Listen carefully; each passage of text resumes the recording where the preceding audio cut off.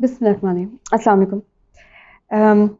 पहले भी मैंने जैसे बात की हुई है कि मेरी ऑब्जर्वेशन या कि किसी ने मुझे कोई बात बताई होती है, हमारी क्लासेस हो रही होती हैं, हम एक इंस्टीट्यूट का हिस्सा हैं, तो ऑब्वियसली हमारी इंटरेक्शन बहुत ज़्यादा होता है लोगों के साथ, स्पेशली मदर्स और बच्चों के साथ, क्लासेस भी उनके साथ भी हो रही होती हैं।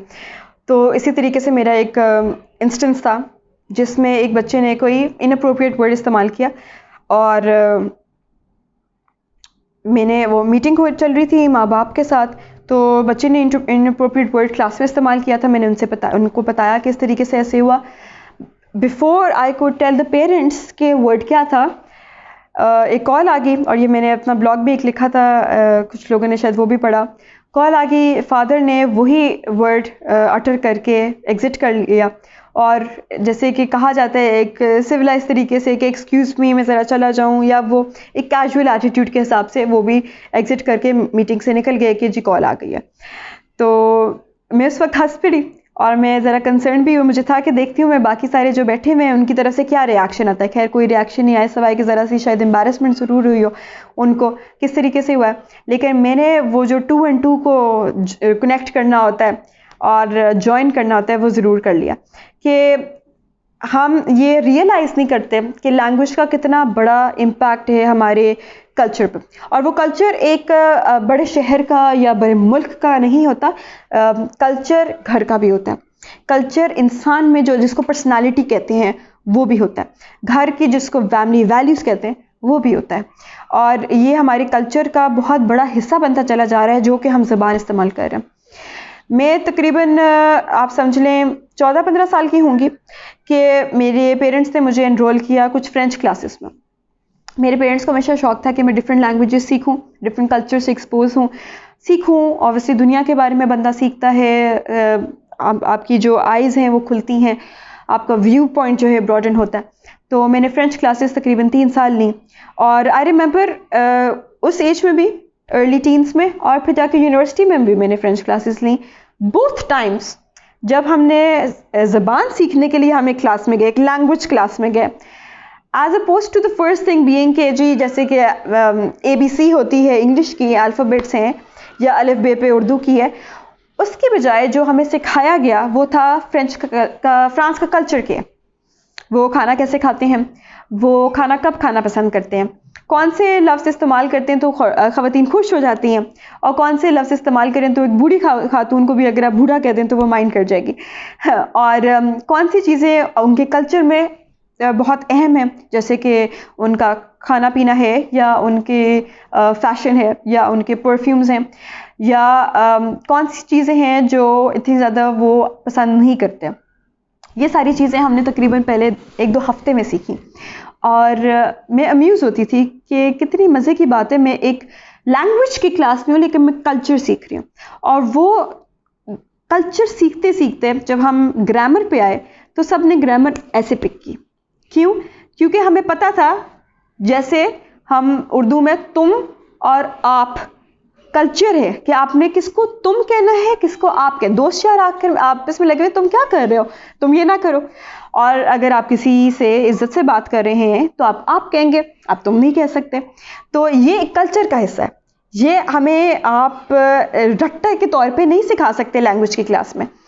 इसी तरीके से जब मैं हमारे घर का जो कल्चर था उसमें बहुत अर्ली ऑन हमने जो हिंदुइज्म की जो मूवीज़ थी या इंडियन मूवीज़ थी उनको ओमिट कर दिया था बाय पर्सनल चॉइस। हमने कहा था कि हमने ये नहीं देखनी, या हमने इतना इन पे फोकस नहीं करना जितना कि हमने और चीज़ों पे करना।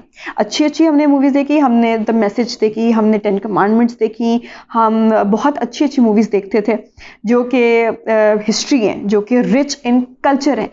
और बेशक हमारे घर से ये ओमिट होगी, लेकिन ऑब्वियसली एक पाकिस्तानी कल्चर में आहिस्ता आहिस्ता हिंदी की बहुत ज़्यादा दखल अंदाजी होनी शुरू होगी।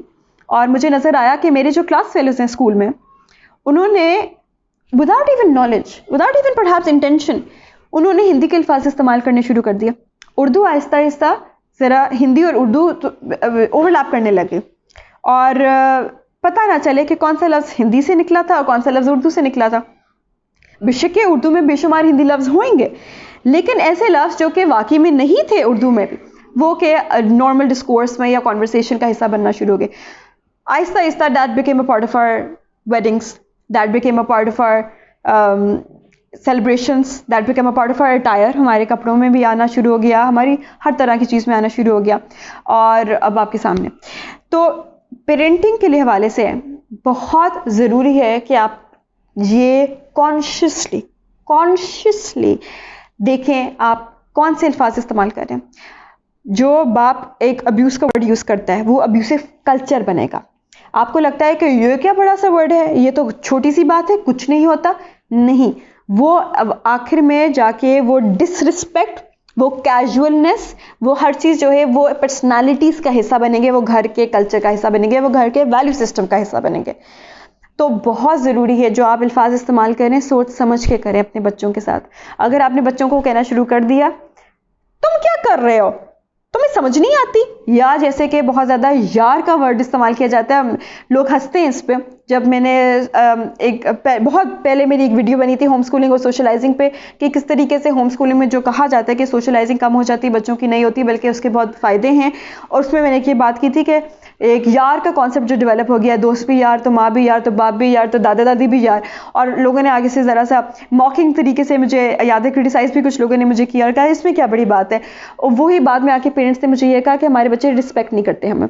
तो मुझे हंसी आई इस चीज़ पे कि आपने उस वक्त रियलाइज़ नहीं किया था कि आप लोग कर क्या रहे हैं। अगर दोस्त के साथ यार है या वो लैंग्वेज इस्तेमाल हो रही है, क्यों है कि हम किसी को तुम कह सकते हैं, आप नहीं कह सकते, किसी को आप कह सकते हैं और तुम नहीं कह सकते।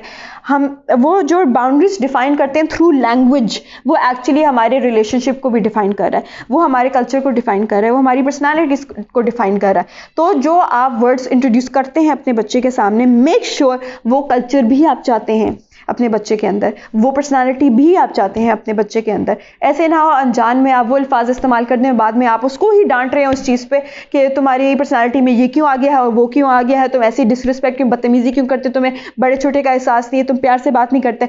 शायद कि वो आपने ही कोई ना कोई अल्फाज इस्तेमाल किए थे जिसके थ्रू उसने ये गेज कर लिया, अंडरस्टैंड कर लिया, उसके थ्रू वो कल्चर उसके अंदर आ गया या घर का हिस्सा बन गया, जो कि अब आपको अच्छा नहीं लग रहा।